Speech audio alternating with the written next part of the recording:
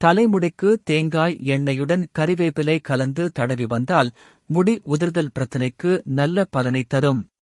இதற்கு சிறிது தேங்காய் எண்ணெய், கறிவேப்பிலை சேர்த்து கொதிக்க விடவும். எண்ணெய் கெட்டியாகும் வரை கொதிக்க வைத்த பிறகு நன்றாக வடிகட்டவும். இந்த எண்ணெயை இரவில் தலைமுடிக்கு தடவினால் நல்ல பலன் கிடைக்கும்.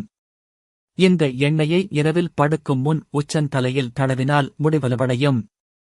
இரவில் முடியாவிட்டால் குளிப்பதற்கு 2 மணி நேரத்திற்கு முன் தடவி பின் ஷாம்பு போட்டு கழுவினால் போதும்.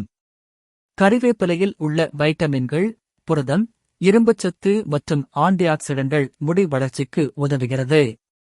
கறிவேப்பிலையில் உள்ள வைட்டமின் பி, சி, புரதங்கள், இரும்புச்சத்து மற்றும் ஆன்டிஆக்சிடன்ட்கள் முடி வளர்ச்சிக்கு உதவுகிறது.